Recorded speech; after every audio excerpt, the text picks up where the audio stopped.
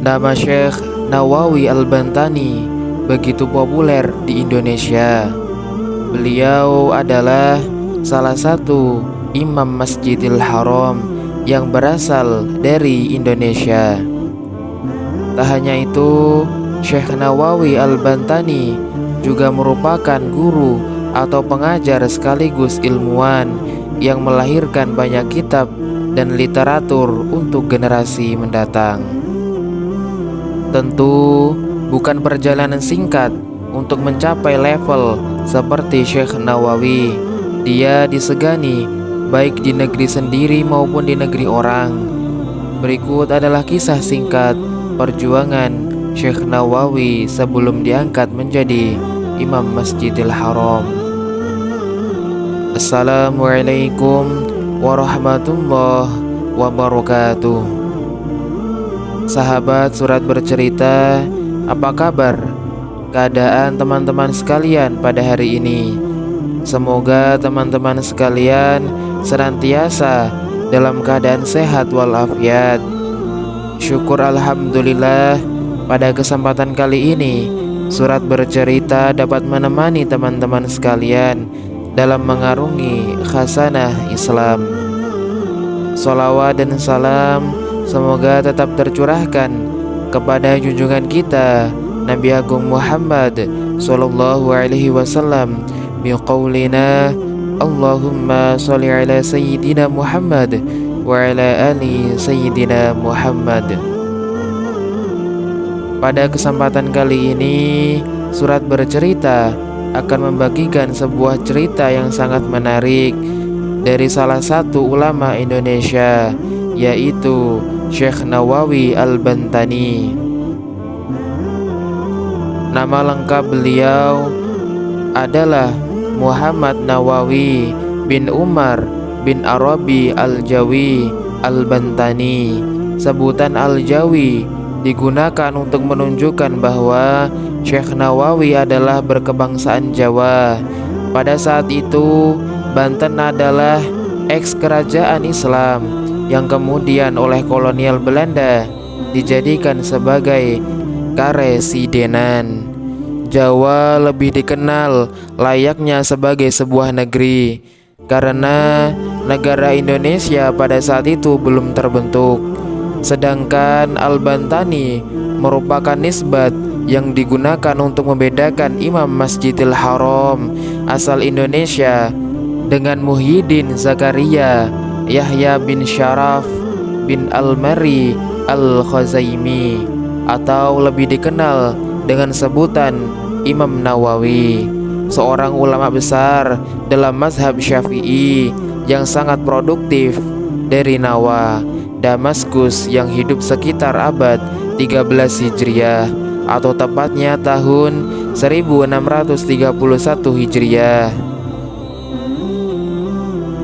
Di lingkungan keluarganya, Syekh Nawawi dikenal dengan sebutan Abu Abdul Mu'ti.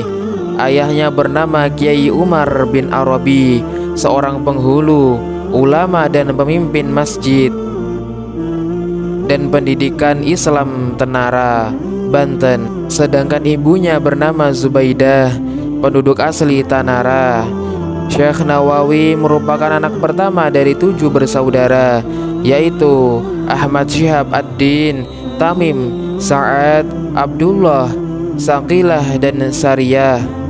Syekh Nawawi merupakan keturunan ke-12 dari Maulana Syarif Hidayatullah, Sunan Gunung Jati Cirebon. Tepatnya keturunan dari putra Maulana Hasanuddin atau Sultan Banten I yang bernama Sunya Raras Taj Al-Arsy. Dari silsilah ayahnya, garis keturunan Syekh Nawawi sampai kepada Nabi Muhammad sallallahu alaihi wasallam, sedang dari ibunya sampai kepada Muhammad Singaraja. Sebagai putra seorang tokoh agama di Tanara, Syekh Nawawi mendapat tempat di lingkungan keluarga yang agamis. Oleh karena itu, sejak kecil ia sudah mendapat pelajaran keagamaan, baik berupa ilmu pengetahuan maupun teladan perilaku dari keluarganya sejak kecil. Syekh Nawawi dikenal sebagai sosok yang rajin dan tekun belajar. Ia juga dikenal sebagai seorang yang tawadu, zuhud, dan bertakwa kepada Allah, sehingga teman sejawatnya Abdul Sattar Ad-Dahlawi menyebutnya sebagai muttaqin. Ketika berusia 5 tahun, Syekh Nawawi bersama saudara-saudaranya mendapat pendidikan agama langsung dari ayahandanya. Ilmu-ilmu yang dipelajari meliputi pengetahuan dasar, bahasa Arab, fikih, tauhid, dan tafsir.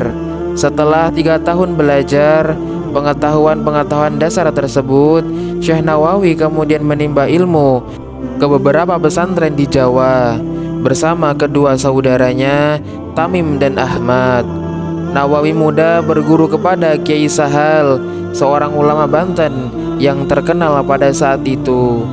Setelah merasa cukup belajar dari Kiai Sahal, ia dan kedua adiknya merantau dan berguru lagi kepada Raden Haji Yusuf di Purwakarta. Beberapa alasan yang membuat Syekh Nawawi pergi ke Mekah adalah: yang pertama, keinginannya untuk menunaikan ibadah haji. Kedua, keinginan untuk mencari ilmu. Sebagaimana diketahui bahwa sejak kecil Syekh Nawawi memiliki kemauan yang tinggi dalam hal belajar, apalagi dengan mempertimbangkan keberadaan kota Mekah saat itu, bahkan juga kini adalah merupakan kota penting bagi umat Islam. Selain Mekah menjadi tempat ibadah mulia dalam Islam, tetapi juga merupakan pusat pendidikan agama. Alasan yang ketiga yaitu situasi dan kondisi tanah air yang tidak kondusif bagi perkembangan keilmuan dan keagamaannya. Pada saat itu, campur tangan pemerintah kolonial Belanda dalam kehidupan sosial agama masyarakat sangatlah kuat. Setiap gerak-gerik umat Islam selalu diawasi dan dibatasi oleh mereka. Selama di Mekah, Syekh Nawawi menimba ilmu kepada beberapa ulama yang bertempat tinggal di Masjidil Haram. Disitulah Syekh Nawawi memperdalam banyak ilmu seperti ilmu kalam, bahasa dan sastra Arab, ilmu hadis, tafsir, usul fikih, dan lain sebagainya. Setelah sekitar 30 tahun menimba ilmu dari ulama-ulama Mekah, Madinah, Mesir, dan Syriah, Syekh Nawawi mendapat banyak pembendaharaan ilmu keagamaan serta mendapat pengalaman-pengalaman yang relatif cukup memadai untuk menjadi seorang ulama dan guru besar di Masjidil Haram. Dengan bekal ilmu pengetahuan yang sudah diperolehnya, maka pada tahun 1860 Masehi, Syekh Nawawi mulai aktif mengajar setiap hari di Masjidil Haram. Selama mengajar di Masjidil Haram, Syekh Nawawi dikenal sebagai seorang guru yang simpatik, komunikatif, mudah dipahami penjelasannya, dan sangat dalam ilmunya, sehingga membuat para muridnya berbondong-bondong dari seluruh penjuru dunia datang kepadanya untuk menimba ilmu, dan sebagian besar berasal dari Indonesia. Di antara ulama-ulama Indonesia yang berasal dari Indonesia atau Jawa yang dianggap paling populer di Mekah adalah Syekh Nawawi Al-Bantani dan Syekh Ahmad Khatib Al-Minangkabawi. Di samping mengajar, mengarang, dan menjadi imam di Masjidil Haram, Syekh Nawawi juga tidak luput memantau perkembangan sosial politik di tanah air melalui para muridnya yang berasal dari Indonesia. Dan juga tak ketinggalan, ia turut serta menyumbangkan ide-ide dan pemikirannya untuk kemajuan masyarakat Indonesia. Sesungguhnya pada waktu itu, di samping dari para murid yang datang dari Indonesia, Syekh Nawawi dan para syekh atau ulama lain yang berasal dari Indonesia juga mendapat informasi tentang perkembangan situasi politik yang sedang terjadi dari jamaah haji Indonesia yang datang ke Mekah dan Madinah. Karena selain melaksanakan ibadah haji, mereka juga bertukar informasi tentang situasi dan kondisi yang ada di kawasan masing-masing. Oleh karena itu, selain pelajaran agama, Syekh Nawawi juga mengajarkan makna kemerdekaan, anti kolonialisme dan imperialisme dengan cara yang halus. Karena bagi Syekh Nawawi, betapa perlu dan mendesaknya untuk mencetak kader-kader patriotik yang kelak mampu menegakkan kebenaran, menumpas kebatilan dan menghancurkan kezaliman.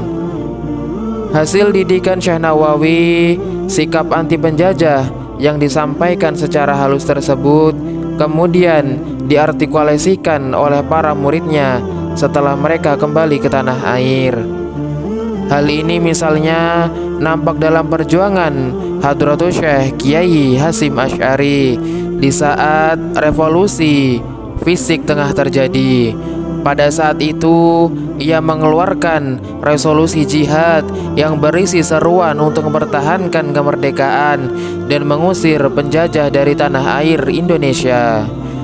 Hasil dari resolusi jihad tersebut adalah meletusnya peristiwa 10 November di Surabaya yang kemudian setiap tahunnya diperingati sebagai Hari Pahlawan. Syekh Nawawi adalah contoh sekaligus bukti bahwa ulama Islam dari selain Arab seperti Indonesia tidak ketinggalan dengan ulama-ulama Timur Tengah.